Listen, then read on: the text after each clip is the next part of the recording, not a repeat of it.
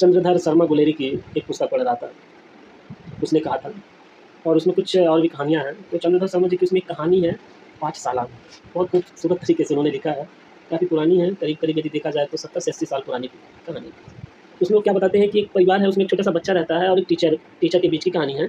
उसमें टीचर बच्चे को इस तरह से तैयार किया जाता है कि उसे ये करना है, ये करना है, ये करना है। पेरेंट्स भी काफ़ी खुश है, टीचर भी काफ़ी खुश है, पढ़ने भी बहुत अच्छा है। तो बीच में एक दिन स्कूल में कुछ कार्यक्रम होता है, तो सोचा जाता है कि इस बच्चे को ही स्टेज में खड़ा करके कुछ बोला जाएगा, जिससे एक अच्छा इम्पैक्ट पड़ेगा, बच्चा समझदार है, ये है। तो लोग स्कूल वालों ने उसी का डिसाइड किया और बच्चे को स्टेज में खड़े होके कुछ बोलने के लिए उसको तैयार किया गया। सामने में काफ़ी बड़े-बड़े गेस्ट थे और कुछ लोकल्स, सीनियर्स, बुजुर्ग और भी कई लोग थे। तो सब लोगों ने से बच्चों से सवाल पूछा, बच्चा तुरंत जवाब दिया, इसका जवाब उसका, सब तरह से वो जवाब देते गया। सब इधर पर्दे के पीछे उसके पिताजी का सीना चौड़ा हो रहा है, दूसरी ओर से उसके मास्टर का सीना चौड़ा हो रहा है और लगातार ऐसे चलते जा रहा है, दोनों बहुत खुश थे और स्टेज पे बच्चा खुश। इसी बीच में कुछ सवाल-जवाब हुए और बच्चा तुरंत जवाब दे रहा था। अच्छी तरीके से वो बच्चा सभी लोग सवाल पूछ रहे थे, जवाब दे रहा था। तो सभी काफ़ी उसके प्रति आकर्षित हुए और लोगों ने उसकी अभ्यास या उसके मेहनत का काफ़ी सराहना की कि बच्चा इतना छोटी उम्र में इतना अच्छा समझदार ये है। इधर पिता का सीना एकदम चौड़ा, मास्टर खुश। तो इसी गरमा-गर्मी में एक बुजुर्ग उठते हैं और आते हैं मंच पर खुश होकर के एकदम बिल्कुल वो बच्चे के सर पर ऐसे धीरे से हाथ फेरते हैं।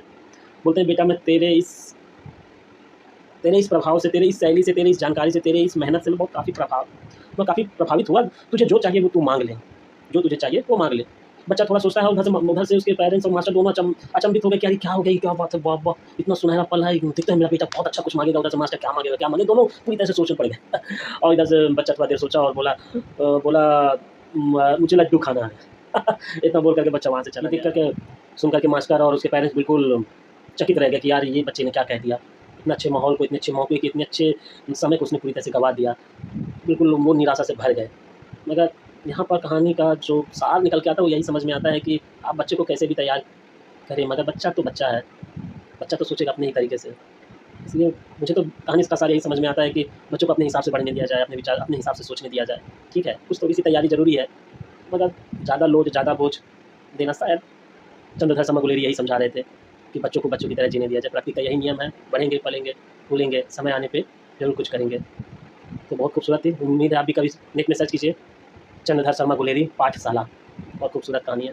उम्मीद आपको अच्छा लगा होगा। बाय।